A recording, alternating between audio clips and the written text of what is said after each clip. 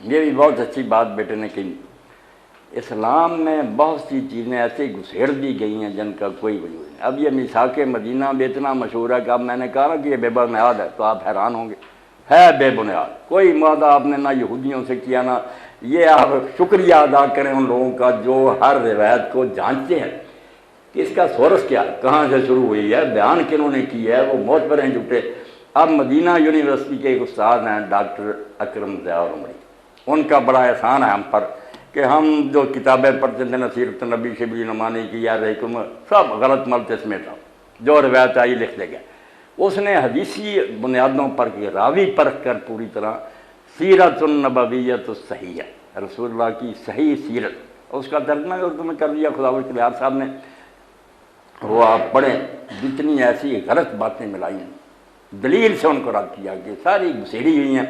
تاکہ مسلمانوں کو بے وقوف بنا دیں۔ اور اگر وہ معاہدہ ہے بھی تو بچے کو پڑھنا چاہیے، اس میں یہودیوں کو کہا گیا اور مسلمانوں کے سارے جو ان پر حکومت رسول اللہ کی ہوگی، آخری فیصلے کا اختیار حضور کو ہوگا،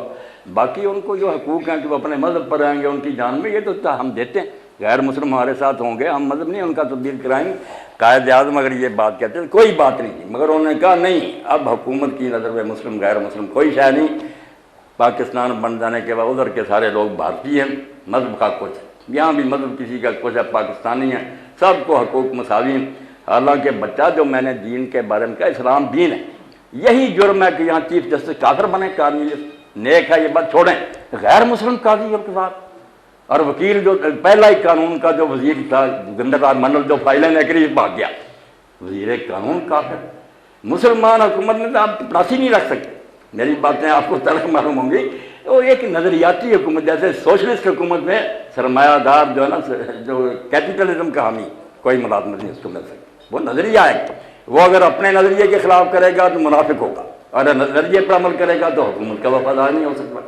اسلامی حکومت جو اس کی بنیاد ہے کتاب و سنت پر، جو اس پر ایمان رکھتا ہے وہی ملازم ہو سکتا ہے۔ حضرت عمر رضی اللہ عنہ سے ابو موسیٰ نے کہا ایک کلرک ہے وہ بہت اچھا لکھنا پڑھنا جانتا ہے، میں بھیج دوں، آپ نے فرمایا ابو موسیٰ حد ہو گئی، قرآن کہتا ہے کہ کافروں کو اپنے ولی نہ بناؤ، تم میرا کلرک بنانا چاہتے ہو؟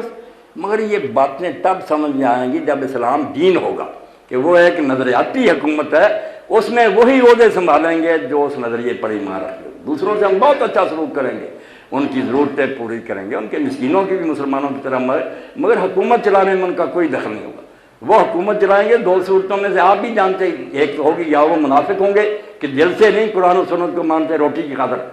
یا پھر بے وفا ہوں گے، موقع ڈھونڈتے رہیں گے قرآن و سنت کا بیڑا کس طرح کرے گا۔ میثاق مدینہ کوئی شاید آپ کو حوالے دیں گے، وہ کتاب اگر مل جائے نا سیرت نبویہ صحیحہ، تو یامین صاحب آپ بھی ضرور حاصل کریں، ترجمہ کر دی خدا بخش کلیار صاحب نے بہت اچھا کیا، اردو میں منتقل کر دیا اس کو۔